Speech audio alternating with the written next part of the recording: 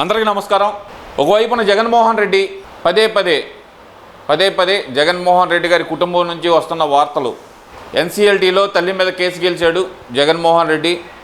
తన ఆస్తి తను చేజిక్కించుకున్నాడని చెప్పి పాపం నేను మొన్నటిదాకా సంతోషపడిన వైసీపీ కార్యకర్తలకు కానీ వైసీపీ నాయకులకు కానీ గుండె పగిలిపోయే వార్త అయితే కనుక, ఒక షాక్ అయితే కనుక వైఎస్ విజయమ్మ గారు ఇచ్చారు. ఏదైతే కనుక హైదరాబాద్ ఎన్సీఎల్టీలో జగన్మోహన్ రెడ్డి తన తల్లి పేరు మీద రాసిన సరస్వతి పవర్ భూముల్ని, దాని షేర్లని నా వాటా నాకు తిరిగి ఇచ్చేయండి, నాకు తల్లి మీద ఇప్పుడు ప్రేమ లేదు, చెల్లి మీద ప్రేమ లేదు అంటూ ఏదైతే తన వాదన వినిపించారో ఆ వాదనతో ఏకీభవించిన హైదరాబాద్ ఎన్సీఎల్టీ కోర్టు జగన్మోహన్ రెడ్డి గారికి ఉపశమనం కలిగిస్తూ ఆ ఎంఓయూ చెల్లదు అంటూ ఏదైతే తీర్పిచ్చారో ఆ తీర్పుని ఎన్సీఎల్టీ మద్రాస్ ట్రిబ్యునల్లో, ఏదైతే కనుక దేశవ్యాప్తంగా ఉన్న వాటిల్లో అతి పెద్ద ట్రిబ్యునల్ ఎన్సీఎల్టీ మద్రాస్ ట్రిబ్యునల్లో, నేషనల్ కంపెనీస్ లా ట్రిబ్యునల్లో అయితే కనుక, మద్రాస్ ట్రిబ్యునల్లో అయితే కనుక వైఎస్ విజయమ్మ గారు దాన్ని ఎవరైతే హైదరాబాద్ వాళ్ళు ఇచ్చిన తీర్పునైతే కనుక సవాల్ చేశారు. ఈ దెబ్బతోటి జగన్మోహన్ రెడ్డికి ఒక్కసారికి ఊపిరి స్తంభించినంత పని అయింది. ఎందుకు జరుగుతుంది అసలు ఈ కుటుంబంలో ఈ రచ్చ ఏంటి? ఎక్కడ మొదలైంది ఈ రచ్చ? ఏ విధంగా మొదలైంది?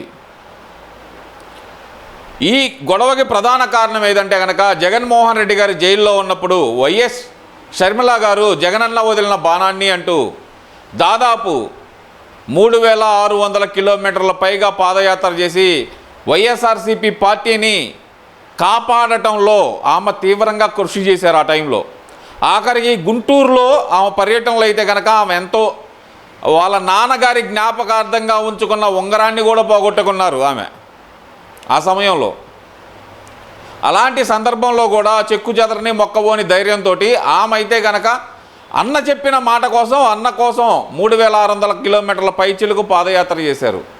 అలాంటి చెల్లికి తండ్రి గారికి ఇచ్చిన మాట మేరకు గిఫ్ట్ డీడ్ ద్వారా ఇస్తాను ఆస్తులు అంటూ ఇచ్చిన ఎంఓయూని నేను రద్దు చేసుకుంటున్నాను అని చెప్పి రద్దు చేసుకోవటం, అలాగే వైసీపీకి గౌరవ అధ్యక్షురాలిగా ఉన్న వైఎస్ విజయమ్మ గారిని అవమానకర రీతిలో ఆచార్య నాగార్జున యూనివర్సిటీ ఆపోజిట్లో జరుగుతున్న వాళ్ళ ప్లేనరీలో అవమానకర రీతిలో ఉమ్మారెడ్డి వెంకటేశ్వరరావు గారి ద్వారా ఒక చీటీ పంపించి ఆమె చేత అప్పటికప్పుడు రాజీనామా ప్రకటన చేపించి ఆయనే శాశ్వత అధ్యక్షుడిగా ఉండాలని చెప్పి చేసిన ప్రయత్నం కానీ, ఇవన్నీ ఒక ఎత్తు అయితే కనుక వైఎస్ షర్మిల గారు పార్టీలో ఉంటే కనుక తన అధికారానికి లేదంటే కనుక తనకి ఎక్కడ ముప్పు వస్తుందో అని చెప్పి జెరూసలేం వెళ్ళి వచ్చేటప్పుడే ఇంతటితో నీ ప్రయాణం ముగింపు అంటూ చెన్నై ఎయిర్పోర్ట్లోనే ఆమెను వదిలించుకునే ప్రయత్నం అయితే చేయటం, ఇక్కడ తల్లిని అవమానకర రీతిలో పంపించేశారు, అటు చెల్లిని అవమానకర రీతిలో పంపించేశారు.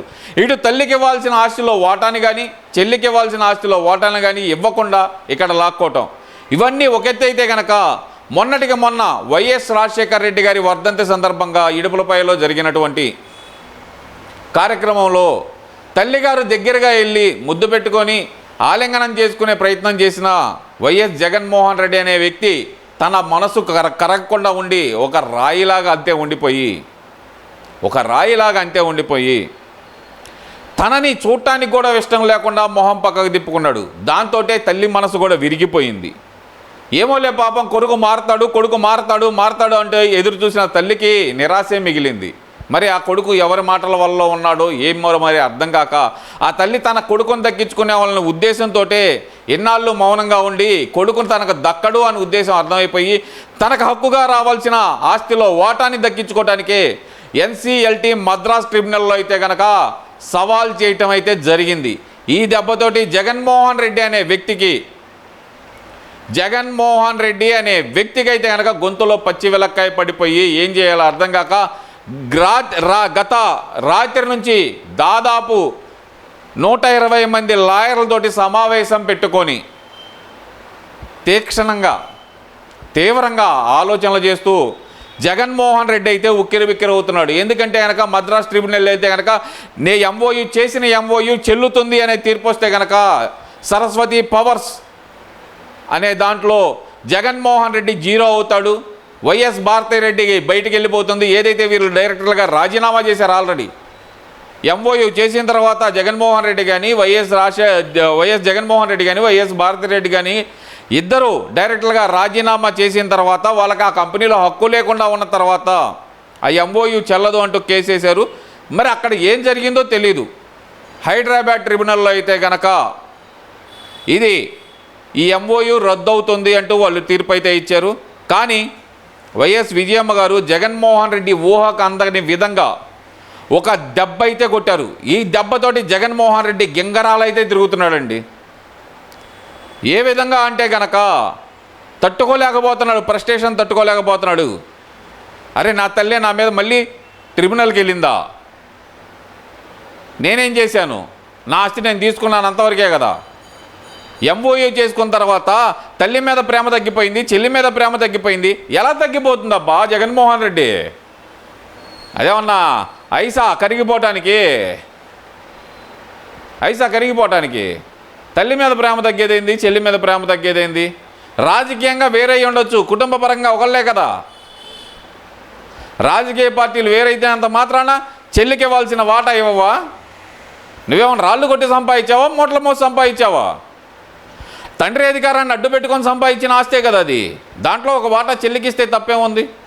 నీ కన్న తల్లికి ఇవ్వాల్సిన ఆఖరికి అద్దె డబ్బులు కూడా, ఒక బిల్డింగ్ అద్దె డబ్బులు కూడా ఇవ్వకుండా ఆపుతున్నావంటే జగన్మోహన్ రెడ్డి 20 లక్షల రూపాయలు పర్ మంత్. ఈ శాడిజం ఏంటి, ఈ సైకోయిజం ఏంటి? తల్లిదండ్రులను ప్రేమగా చూసుకునే కొడుకులను చాలామందిని చూసాం, కానీ తల్లికి ఇవ్వాల్సిన ఆస్తిలో భాగాన్ని కూడా ఇవ్వకుండా అడ్డుకునే కొడుకుని నొక్కలనై చూస్తున్నాం జగన్మోహన్ రెడ్డి. ఈ దెబ్బతోటి వైఎస్ విజయమ్మ కొట్టిన దెబ్బతోటి దెమ్మ తిరిగి బొమ్మ అయితే కానొస్తుందండి జగన్మోహన్ రెడ్డికి.